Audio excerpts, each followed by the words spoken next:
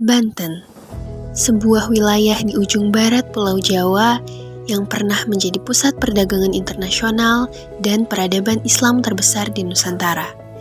Dari tanah inilah lahir tokoh-tokoh besar yang tidak hanya berpengaruh bagi Banten, tetapi juga bagi dunia Islam dan perjuangan bangsa Indonesia. Di tengah modernisasi dan derasnya arus globalisasi, jejak kekayaan itu masih tersimpan rapi di Museum Negeri Provinsi Banten, sebuah tempat yang menjadi ruang belajar sejarah, budaya, dan nilai keteladanan. Hari ini, kita akan menelusuri jejak Kesultanan Banten, mengenal sosok Sultan Ageng Tirtayasa dan Syekh Nawawi Al-Bantani, sekaligus memahami mengapa nilai perjuangan dan moderasi mereka masih relevan hingga tahun 2026. Perjalanan menuju Museum Negeri Provinsi Banten dimulai dari Komplek Untirta Permai. Dari gerbang komplek, belok ke kiri dan ikuti jalan lurus. Setelah itu, belok kanan ke arah kawasan MOS, lalu tetap lurus hingga menemukan belokan kiri sebelum akses menuju jalan tol. Perjalanan dilanjutkan lurus sampai ke pertigaan depan Petak Papat, kemudian belok kiri. Setelah melewati lampu merah, tetap lurus sekitar 2,5 km hingga sampai di pertigaan Jalan Lopang, Banten Lama. Di titik ini, ambil jalur kanan dan teruskan perjalanan lurus sekitar 6 hingga 7 km. Ketika sampai di kawasan bersejarah Banten Lama dan menemukan Keraton Kaibon, ambil jalan ke kiri lalu ikuti jalurnya. Tak lama kemudian, Museum Negeri Provinsi Banten akan terlihat di sebelah kanan jalan, tepat berhadapan dengan Keraton Surosowan. Dengan kondisi lalu lintas normal, perjalanan ini memakan waktu sekitar 30 menit. Secara geohistoris, Banten memiliki posisi yang sangat strategis. Letaknya berada di jalur perdagangan internasional Selat Sunda yang sejak abad ke-16 menjadi penghubung penting antara Asia dan Eropa. Kesultanan Banten berkembang menjadi pelabuhan besar yang ramai didatangi pedagang dari Arab, Gujarat, Cina hingga Eropa. Pada masa kejayaannya, Banten dikenal sebagai pusat perdagangan lada dunia.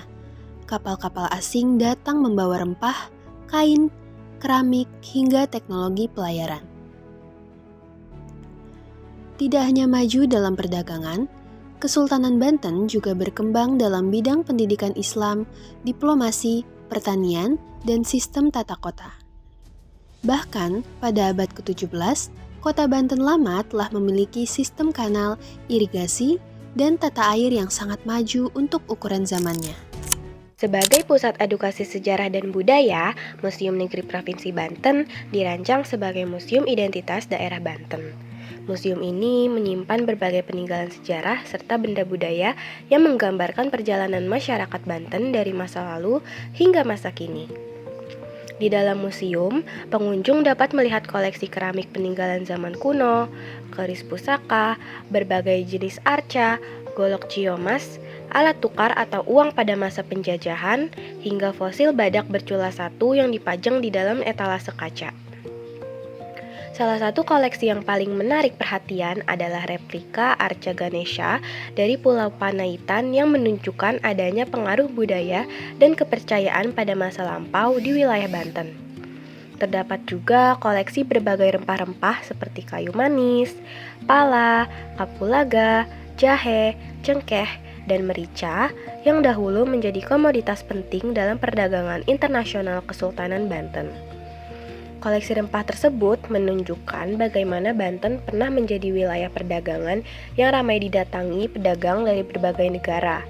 Selain koleksi benda bersejarah, museum ini juga memiliki ruangan yang menampilkan berbagai alat musik tradisional khas daerah. Di ruangan tersebut, pengunjung dapat melihat alat musik tradisional seperti angklung dan berbagai alat musik lainnya yang menjadi bagian dari kekayaan budaya masyarakat Banten. Keberadaan alat musik tradisional ini menunjukkan bahwa perkembangan peradaban Banten tidak hanya terlihat dalam bidang perdagangan dan pemerintahan, tetapi juga dalam seni dan budaya. Selain itu, Museum Negeri Banten juga memanfaatkan teknologi digital berupa hologram audiovisual dan mini bioskop edukasi yang membuat penyampaian sejarah menjadi lebih interaktif. Di dalam mini bioskop tersebut diputar film animasi berjudul Airku Kembali Jernih yang menceritakan tentang Danau Tasdikardi, salah satu peninggalan bersejarah Kesultanan Banten. Danau Tasdikardi dibangun pada masa pemerintahan Sultan Maulana Yusuf sebagai sumber penampungan air bagi kebutuhan keraton dan masyarakat sekitar. Film animasi tersebut tidak hanya mengenalkan sejarah Danau Tasdikardi, tetapi juga menyampaikan pesan penting tentang menjaga lingkungan dan sumber air agar tetap bersih. Penyampaian sejarah melalui media digital membuat informasi lebih mudah dipahami, terutama bagi generasi muda. Keberadaan museum ini menjadi bukti bahwa sejarah dapat dikemas secara modern tanpa menghilangkan nilai budaya dan edukasinya.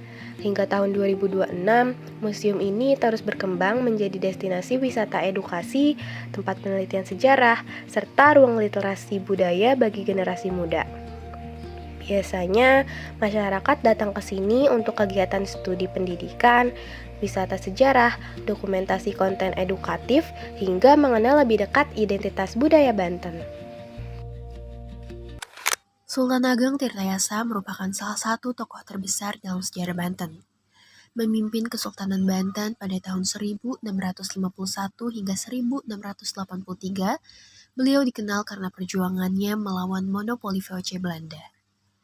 Di bawah kepemimpinannya, Banten berkembang sebagai pusat perdagangan, pertanian, dan kekuatan maritim yang maju. Ia juga membangun sistem irigasi di wilayah Tirtayasa untuk meningkatkan kesejahteraan rakyat. Melalui keberanian, strategi, dan diplomasi, Sultan Ageng berhasil mempertahankan kedaulatan Banten di tengah tekanan VOC. Hingga kini, semangat perjuangannya tetap menjadi inspirasi bagi generasi muda untuk mencintai bangsa, menjaga budaya, dan menjunjung kemandirian. Selain dikenal sebagai pusat perdagangan, Banten juga melahirkan ulama besar dunia, yaitu Syekh Nawawi Al-Bantani. Beliau lahir di Tanara, Banten, dan kemudian menjadi salah satu ulama paling berpengaruh di Masjidil Haram, Makkah. Karya-karyanya dipelajari di berbagai pesantren di Indonesia hingga Timur Tengah. Syekh Nawawi dikenal sebagai sosok yang rendah hati, cinta ilmu, dan mengajarkan Islam yang damai serta moderat. Moderasi beragama yang diajarkan Syekh Nawawi sangat relevan di masa sekarang ketika masyarakat sering menghadapi perbedaan pendapat, konflik sosial, dan tantangan informasi digital. Beliau mengajarkan bahwa ilmu harus membawa kedamaian, toleransi, dan akhlak yang baik. Nilai ini penting bagi generasi muda agar mampu menggunakan teknologi dan media sosial secara bijak tanpa mudah terprovokasi oleh hoaks maupun ujaran kebencian. Seiring berjalannya waktu, Museum Negeri Provinsi Banten juga mengalami perkembangan dan perpindahan lokasi, dari bekas pendopo Gubernur Banten di pusat kota Serang hingga kini berada di kawasan Banten Lama. Pemindahan museum ini dilakukan agar masyarakat dapat lebih dekat dengan kawasan sejarah Kesultanan Banten secara langsung. Perubahan zaman membuktikan bahwa sejarah bukan sekedar cerita masa lalu, tetapi fondasi untuk membangun masa depan. Jika dahulu Banten dikenal sebagai kota pelabuhan internasional yang sangat ramai, kini wilayah ini berkembang menjadi pusat pemerintahan, pendidikan, industri, dan wisata sejarah. Walaupun zaman berubah, jejak kejayaan Kesultanan Banten masih dapat ditemukan melalui situs sejarah, manuskrip, hingga museum. Melalui perjalanan ini, kita belajar bahwa Banten bukan hanya tentang masa lalu, tetapi tentang nilai perjuangan, ilmu pengetahuan, toleransi, dan kecintaan terhadap bangsa. Sultan Ageng Tirtayasa mengajarkan arti patriotisme dan keberanian mempertahankan kedaulatan, sedangkan Syekh Nawawi Al-Bantani mengajarkan pentingnya ilmu, akhlak, dan moderasi beragama.